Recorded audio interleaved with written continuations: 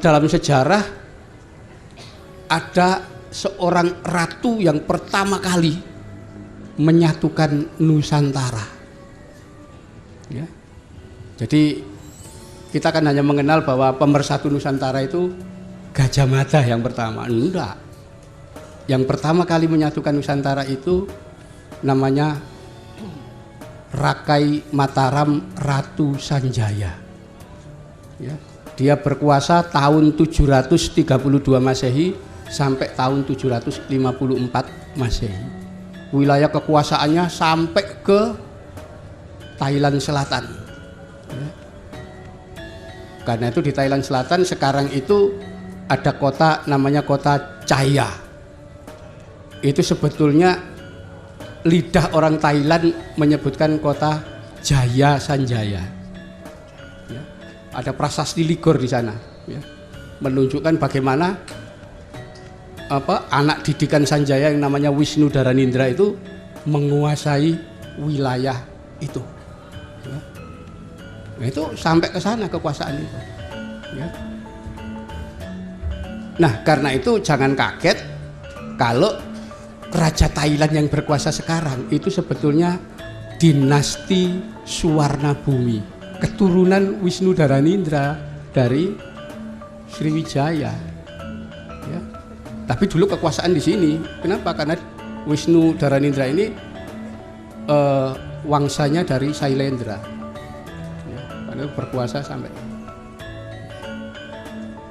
Kemudian ada lagi raja-raja di Kamboja. Itu dimulai dengan tokoh namanya Jayawarman kedua. Ya. Itu tahun 872 sampai tahun 918. Jayawarman II. Tegas-tegas disebutkan dalam kronologi silsilah raja-raja Kamboja. Jayawarman ini asalnya dari Jawa. Ya, jadi Norodom Sihanouk itu leluhurnya orang Jawa, Jayawarman II. Proses itu. Jadi orang Jawa ini dulu ya ekspansi kemana-mana. Ya. Sampai tahun 832 itu nyerang daerah Tonking, Cina Selatan. Ya. Masuk ke sana. Jadi ekspansi seperti itu. Jadi memang orang Indonesia ini bangsa maritim yang sangat luas. Ya. Misalnya saja tahun 942 itu di daerah Malindi, ya, Malindi itu Afrika, Somalia sekarang. Ya. Ada orang Arab namanya Ibnu Lakis.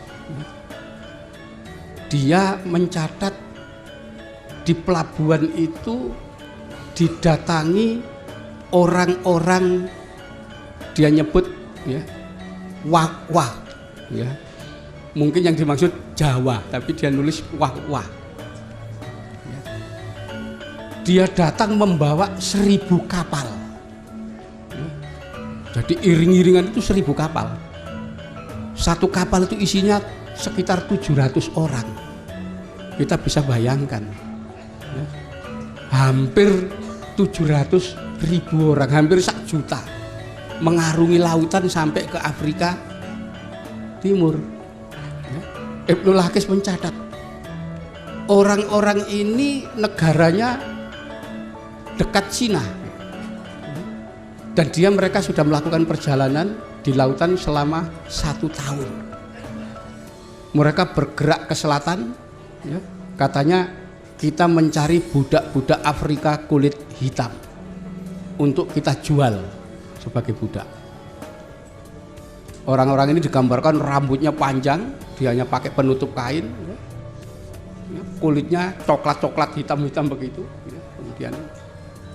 Kemudian oleh Ibnu Lakis digambarkan 1000 armada kapal ini bergerak ke selatan dan tidak pernah kembali. Kemana ini kira-kira? Ke selatan Afrika itu. Nah, fakta kemudian menunjuk bahwa di Afrika itu ada sebuah pulau besar di sana. Namanya Pulau Madagaskar. Pulau ini aneh. Kenapa?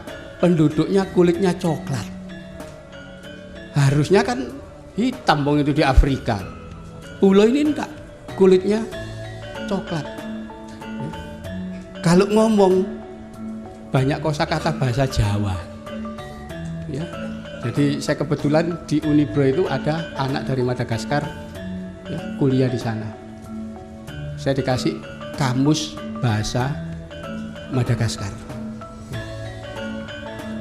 Loh, ternyata orang Madagaskar itu hitung-hitungan 1, 2, 3, 4, 5, 6, 7, 8, 9, 10.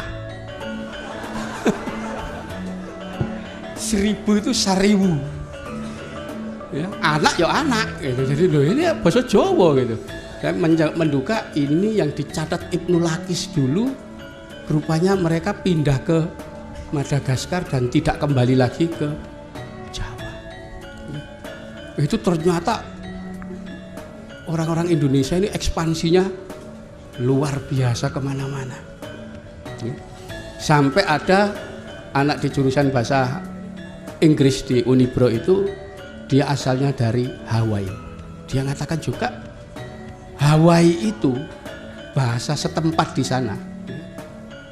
Artinya Hawaii itu tempatnya padi, sawah, sama dengan sawah. Ya. Jadi orang Hawaii itu menyebut pulau mereka Hawaii. Kenapa? Karena menganggap leluhurnya dari pulau padi. Ya. Kita bisa bayangkan ya, Hawaii itu gak ada sawah gitu.